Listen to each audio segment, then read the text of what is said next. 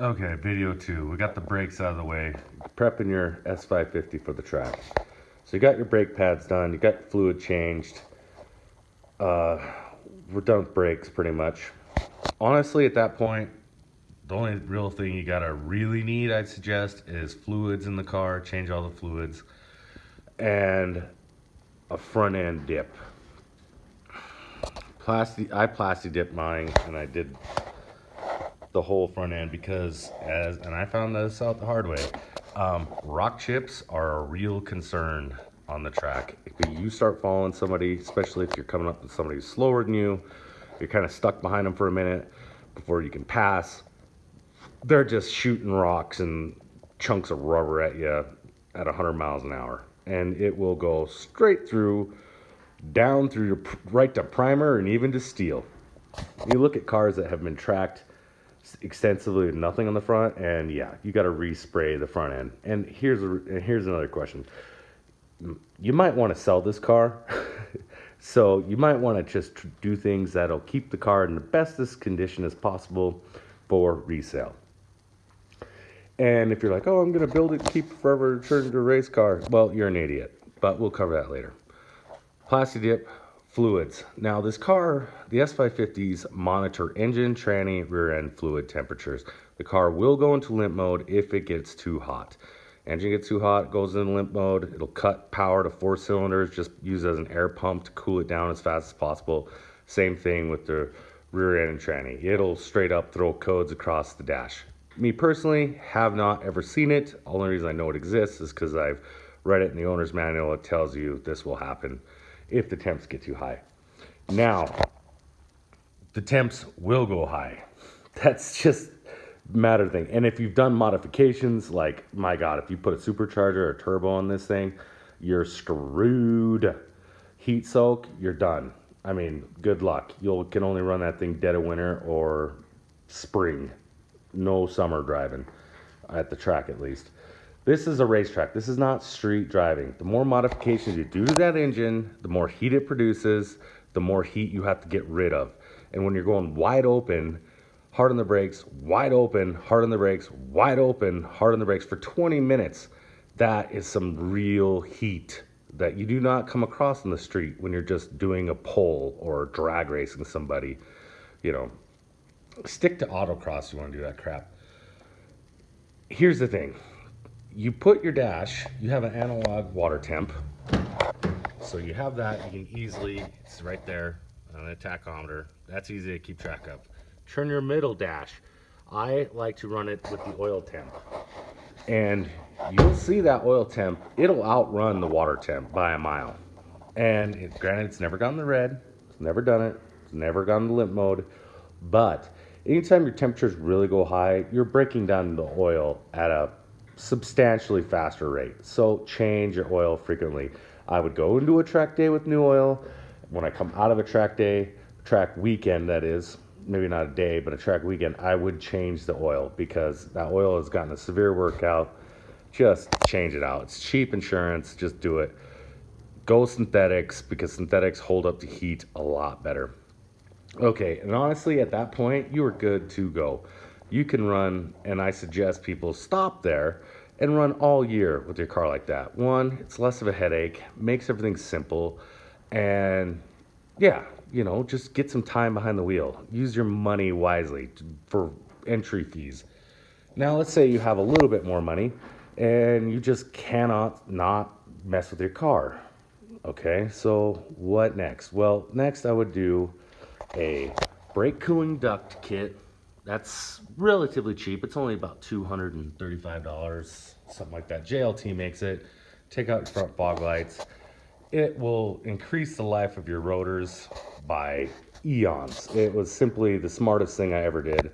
And to be honest, one of the coolest things, like as far as money per, the juice was definitely worth the squeeze. I liked it a lot. Second thing, radiator. I would go aftermarket radiator. I'd go Ford Performance makes radiator, or I'd honestly kind of go aftermarket with some of the bigger name brand racing radiators, some of the 3 rows.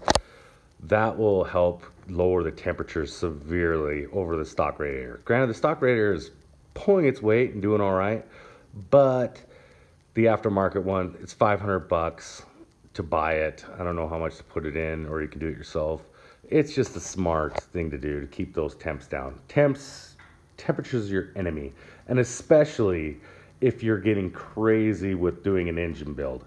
Now, if you're doing an engine build, which I think is dumb because you've just shortened the life of your motor by half, and it's plenty powerful in stock formation, but you definitely have to go a 3-row radiator. It's the only way you'll survive. If you go turbos, something that kicks off heat, or superchargers that'll heat soak within a lap and a half, there's a reason the GT3 is naturally aspirated in Porsche.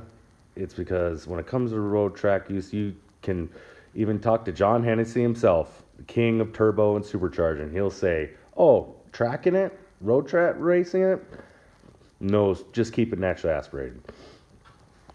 So, radiator. Then I would go suspension. Now, they make all kinds of suspension, and probably you already have it done, but this has the Ford Performance racetrack suspension kit they offer. It's bang for your buck. It's pretty damn good. $1,600. It's designed for the car. It's easy to set up. It's easy to put in. It really stiffens it up. The sway bars are ginormous on this thing compared to the stock ones. And yeah, it really stiffens things up, and you can really tell. It makes the car, doesn't roll as much, which, yeah, it's just better, but far from needing it. I mean, you can do some really good times in a stock formation. I put a tower strut brace kit on because honestly it was cheap, and why not?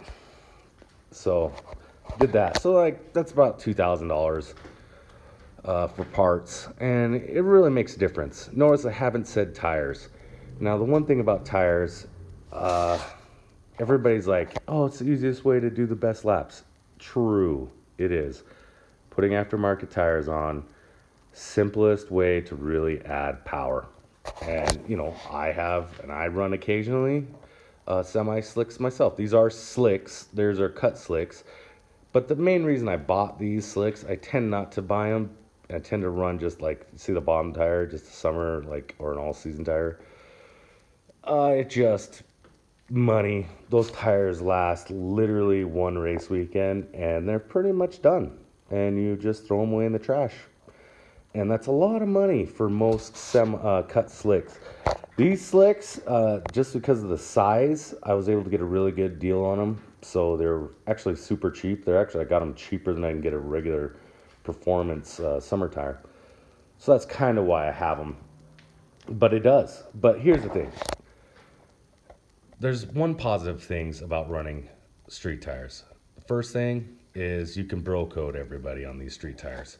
When I mean bro code, I mean some guy says, hey dude, you're kicking butt, you're going really fast. You go, oh yeah, but I'm only on all season tires, 300 treadwear street tires. And they're like, what? Or say somebody's telling you, oh yeah, you're going pretty good, you're almost keeping up with me, or it was really hard to get by you. And you just say, yeah, well, I only have street tires, not our compound tires. And they're like, oh, really? So it's like you can't lose running street tires. The bonus of street tires, and why I stay away from it, is you run down the tire rabbit hole and you'll go broke. I mean, like a set of Hoosiers where they're $300 a tire that will last you a whopping day to 2 days. You're talking thousands of dollars. Just, a weekend's $1,000 in tires, just without touching or doing anything else. And that is some serious cost.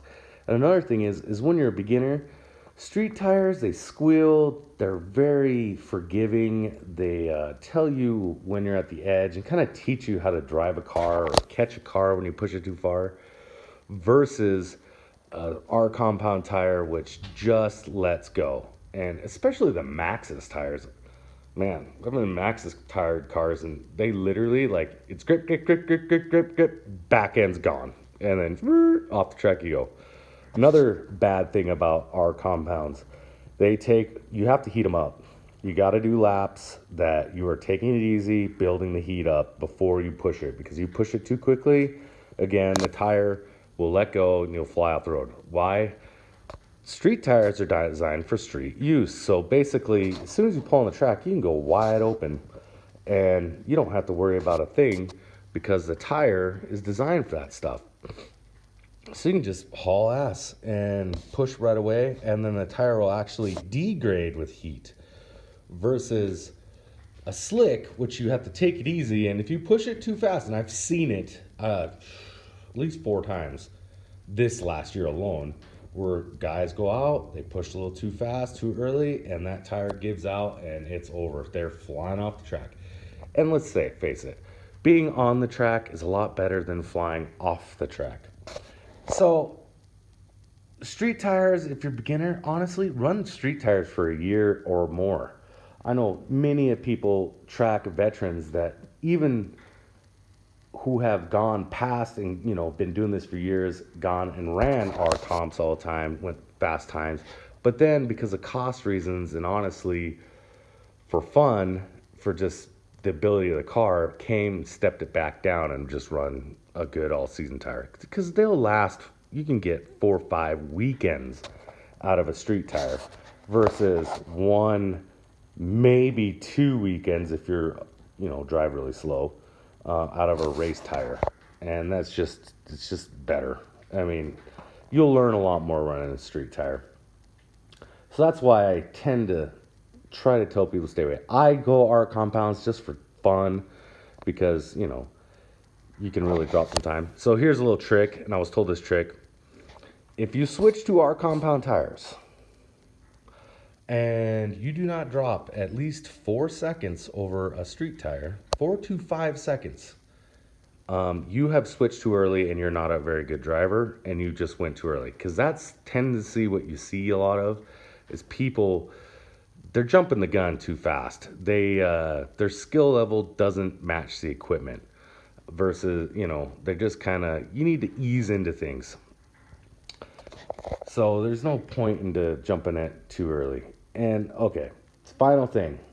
If you want to go even crazier with mods and you're thinking of a million mods to do the car besides that, you got to ask yourself one thing. Are you selling this car ever? If you're going to sell this car, the least amount of modifications you do, the better.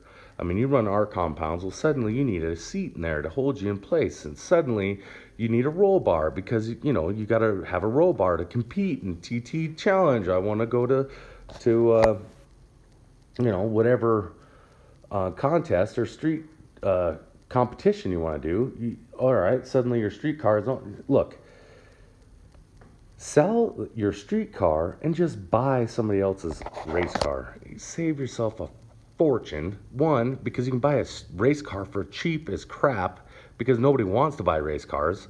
So you're like the only person. So trust me, they're willing to wheel and deal. And then second of all, you're not blowing all your money and you're not ruining a good car. I mean, this is a good street car. Turning it into a good track, like a race car, you just ruined it as a street car. And face it, nobody wants to buy a race car.